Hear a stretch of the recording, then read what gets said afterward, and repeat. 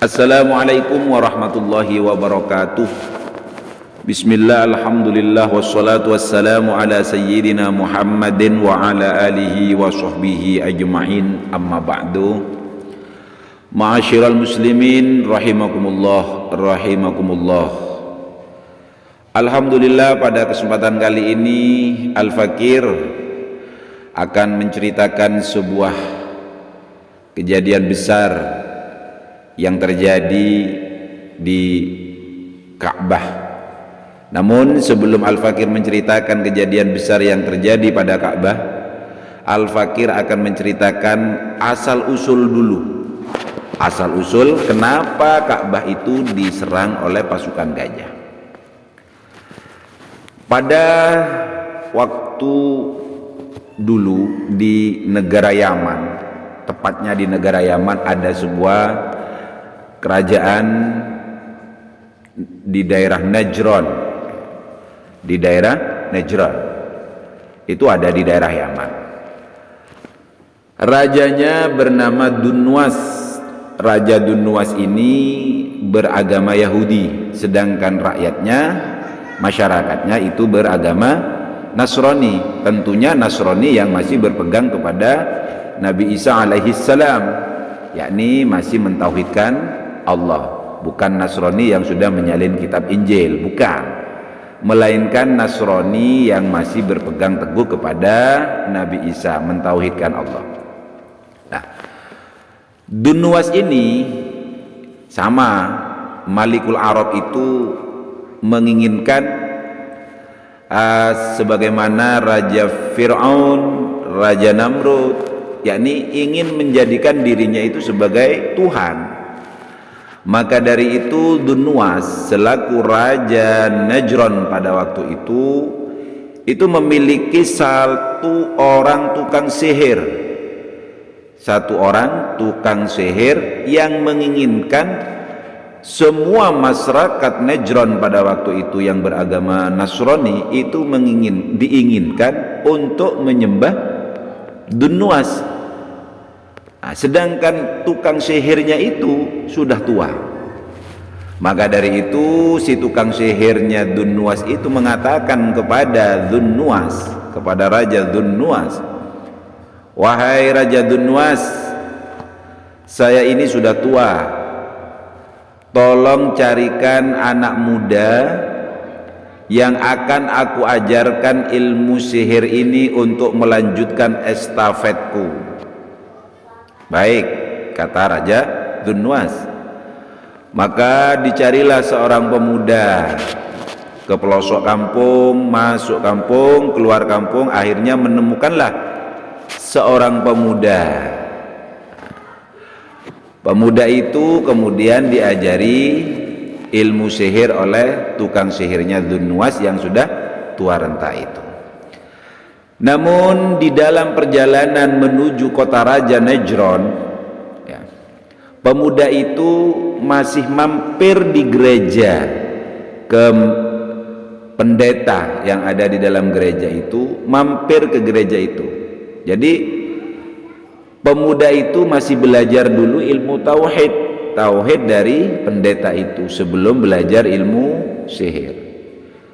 Setelah belajar dari pendeta itu, dia pemuda langsung berangkat ke kerajaannya Dunwas, yakni Najran, untuk belajar ilmu sihir. Jadi setiap harinya seperti itu pemuda itu.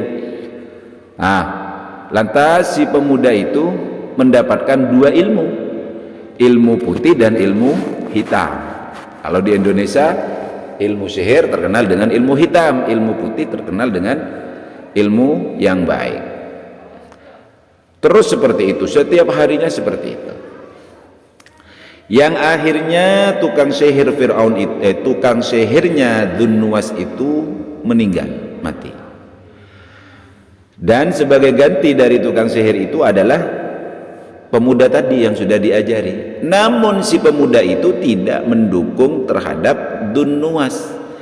Pemuda itu lebih menginginkan untuk mentauhidkan orang, untuk mentauhidkan, menyembah Allah, menyebarkan syiar agama Islam. Nah, dengan bekal ilmu sihir yang diajarkan oleh orang tua tadi. Dengan bekal ilmu sihir yang diajarkan oleh orang tua tadi, maka si pemuda itu mengamalkan ilmu sihirnya ditujukan untuk menyebarkan agama Islam, mentauhidkan orang-orang Nasrani pada waktu itu. Teruslah pemuda itu berkeliling untuk mentauhidkan orang-orang pada waktu itu, sehingga pada suatu waktu seorang menteri daripada Dzunnuwas itu sakit, buta malah lama. Ketemulah dengan pemuda tadi, yang akhirnya menteri itu diobati dan diajaklah untuk bertauhid kepada Allah. Akhirnya ya sembuh, menteri itu sembuh. Dan kaget, Dzunnuwas itu kaget, kenapa kamu bisa sembuh seketika itu juga, sedangkan matamu itu adalah buta, kenapa kamu bisa sembuh? Akhirnya si menteri itu berkata, iya, saya disembuhkan oleh Allah. Siapa itu Allah? Allah itu adalah Rabbu Gulam, Robnya pemuda yang kau ajari ilmu sihir itu. Seperti itu. Akhirnya pemuda itu dicarilah pemuda itu oleh Dzunnuwas, menyuruh bala tentaranya untuk mencari pemuda, dan ketemulah. Ditangkaplah pemuda dan pendeta itu serta menteri yang sembuh itu ditangkap oleh Dzunnuwas. Pertama-tama yang disidang oleh Dzunnuwas adalah menterinya. Kalau kamu ingin kembali kepadaku, maka kamu akan selamat dan tidak akan aku bunuh. Apa jawaban menteri? Saya tetap dengan tauhid, saya tetap mengesahkan Allah. Kamu bukan Tuhan, kamu seorang manusia. Dibunuhlah menteri itu. Kemudian dipanggillah pendeta, guru spiritualnya pemuda tadi, dipanggillah sama pertanyaannya seperti itu. Pendeta itu seorang guru, maka jawabannya sama, yakni tetap mentauhidkan Allah. Dibunuhlah. Tinggal seorang pemuda itu. Maka pemuda itu untuk membunuh pemuda, Raja Dzunnuwas membuang pemuda itu ke gunung. Dibawalah pemuda itu ke gunung.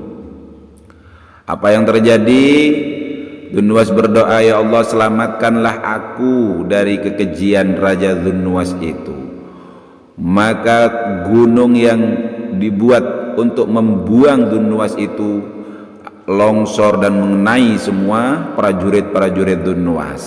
Hidup Dzunnuwas. Kok masih hidup Dzunnuwas itu? Kok masih hidup pemuda itu, kata Dzunnuwas. Maka pemuda itu dibuang oleh Dzunnuwas ke dasar laut. Dibawalah pemuda itu menaiki kapal, nyampai di tengah lautan, pemuda itu dibuang. Namun pemuda itu masih selamat juga. Pemuda itu berdoa kepada Allah, ya Allah, selamatkanlah aku dari kekejian dan kezaliman dari Raja Dzunnuwas. Semua kapal yang membawa Dzunnuwas, membawa prajurit, tenggelam, hanya pemuda tadi yang selamat. Kembali pemuda itu ke kerajaan Najran, kembalilah ke Najran. Maka dari itu pemuda itu berkata kepada Dzunnuwas, wahai Raja Dzunnuwas, engkau tidak akan bisa membunuhku. Engkau tidak akan bisa membunuhku kecuali aku mengatakan dengan apa aku bisa mati, bisa terbunuh. Baik, silakan katakan dengan apa aku harus membunuhmu, kata Raja Dzunnuwas. Baik, saya akan mengatakan saya bisa terbunuh dengan barang ini, tapi dengan satu syarat, engkau harus mengumpulkan masyarakat Najran ini. Engkau harus mengumpulkan masyarakat Najran di lapangan terbuka, dan aku harus dibunuh di hadapan mereka. Baik, dikumpulkanlah semua masyarakat Najran yang beragama Nasrani pada waktu itu, dikumpulkanlah. Akhirnya pemuda tadi mengatakan kepada Dzunnuwas, wahai Raja Dzunnuwas, siapkanlah panah, kemudian panahlah aku tepat di pelipis mataku. Namun sebelum engkau memanahku, engkau harus mengatakan dengan menyebutkan Bismillahi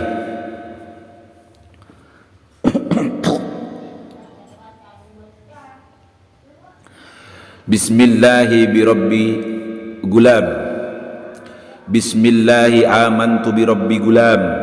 Engkau harus mengatakan seperti itu, Bismillahi amantu birabbi gulam, dengan menyebut nama Allah, saya beriman dengan Rabbnya pemuda ini. Engkau harus mengatakan seperti itu, lalu lepaskanlah anak panah itu. Baik, akhirnya Raja Dzunnuwas mengikuti apa yang disarankan oleh pemuda itu. Dilepaskanlah anak panah itu. Sebelum melepaskan anak panah itu, raja itu mengatakan Bismillahi amantu birabbi gulam. Bas, terkena pelipis matanya, meninggal. Maka seluruh masyarakat Najran pada waktu itu yang jumlahnya 20.000 lebih, masyarakat Najran yang beragama Nasrani itu mengatakan Bismillahi amantu birabbi gulam. Semua masyarakat Najran mengatakan seperti itu. Artinya hilang satu, tumbuh 20.000. Subhanallah, terkecoh itu Raja Najran. Dzunnuwas terkecoh, tertipu. Dia hanya ingin membunuh pemuda itu, tetapi yang beriman itu kepada Rabbnya gulam itu sudah 20.000 lebih. Masyiral muslimin rahimani rahimakumullah. Cukup dulu sampai di sini pembahasan kita. Untuk kelanjutan dari video ini silakan tunggu di video berikutnya. Wallahu a'lam bishawab. Assalamualaikum warahmatullahi wabarakatuh.